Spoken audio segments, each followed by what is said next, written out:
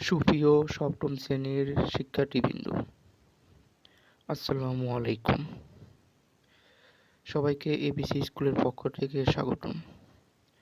আজকের এই ভিডিওতে আমি সপ্তম শ্রেণীর English for today unit 4 lesson 7 নিয়ে আলোচনা করব। Lesson 7, the homemaker. Homemaker মানে হচ্ছে গৃহিণী। দ্য হোম মেকার মানে গৃহিণী। তো গৃহিণী সম্পর্কে বা হোম মেকার সম্পর্কে নিচের যে প্যাসেজটা দেওয়া আছে এই প্যাসেজটি নিয়ে এখন আমি আলোচনা করব। আশা করি সম্পূর্ণ ভিডিওটি আপনারা দেখবেন। Activity C, read about the family. পরিবার সম্পর্কে পড়ো।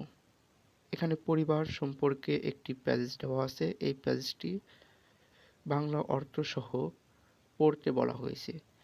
আমি এখন এই প্যাসেজের প্রত্যেকটা লাইন বাংলা অর্থ সহ আপনাদেরকে আমি বুঝিয়ে দেব। আশা করি সম্পূর্ণ ভিডিওটি দেখবেন। Mrs. Najma and Mr. Jainul Ali live in a small village with their daughters, Mitu age 7 and Nitu age 5. Mrs Nazma এবং মিস্টার জয়নুল আলী তাদের কন্যার সাথে ছোট্ট একটি গ্রামে বসবাস করে।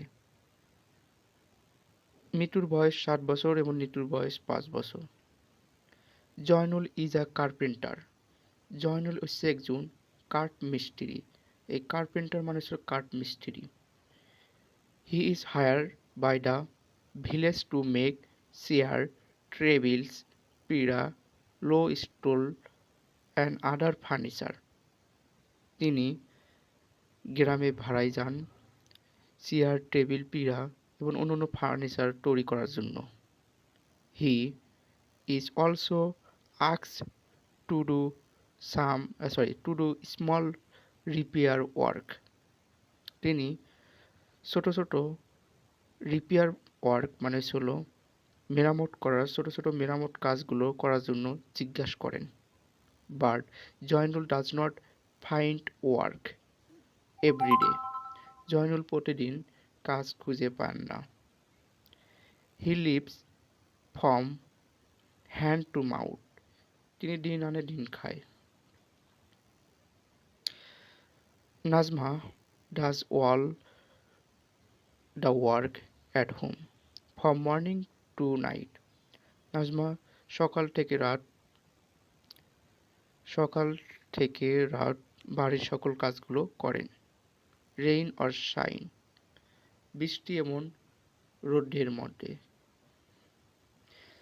Sometimes she sit with Mitu and Nitu and teach them Bangla and English alphabets and some numbers. Sometimes মানে মাঝে মাঝে তিনি মিটু এবং নিটুকে নিয়ে বসেন এবং তাদেরকে বাংলা ইংলিশের বর্ণমালা এবং কিছু সংখ্যা শিক্ষা দেন। They do not go to school. তারা স্কুলে যায় না। Nazma could study only up to class 5. Nazma শুধুমাত্র ক্লাস 5 পর্যন্তই পড়ালেখা করেছেন। Zainul could not study. Zainul পড়ালেখা করেননি বা করতে পারেননি। তো আশা করি প্যাসেজটি অর্থসহ আপনারা বুঝতে পারছেন।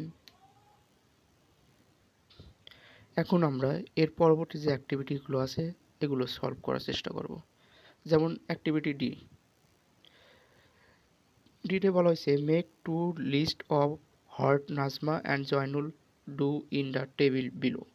নিচের টেবিলে নাজমা এবং জয়নুল কী কী কাজ করতে পারেন সেগুলো তালিকা করতে বলা হয়েছে।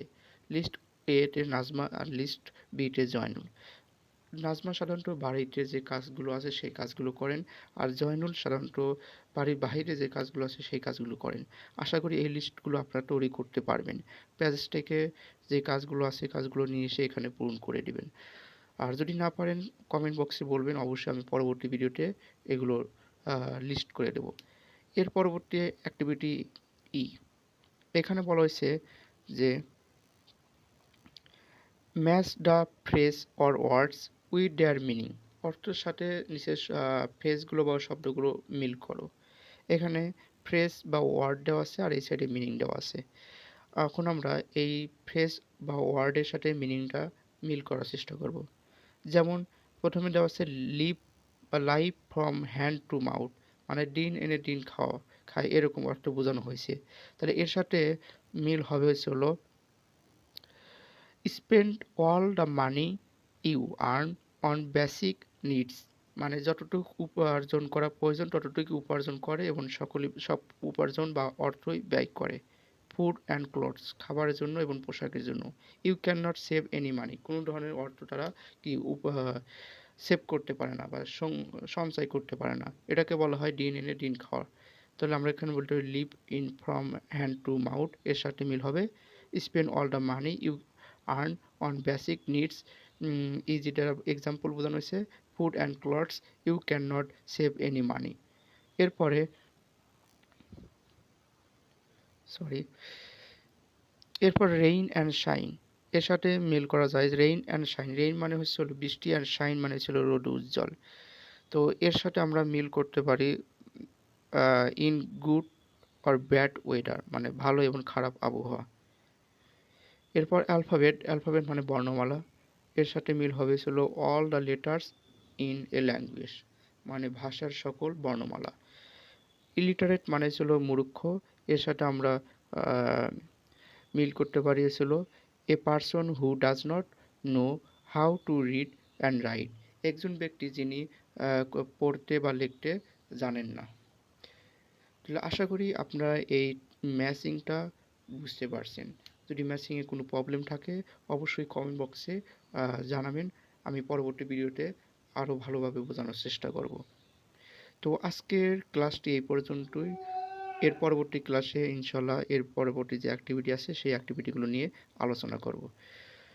আশা করি সম্পূর্ণ ভিডিওটি ভালো লেগেছে। যদি ভিডিওটি ভালো লাগে অবশ্যই লাইক কমেন্ট করে সাথে থাকবেন। সম্পূর্ণ ভিডিওটি দেখার জন্য থ্যাঙ্কস আ লট।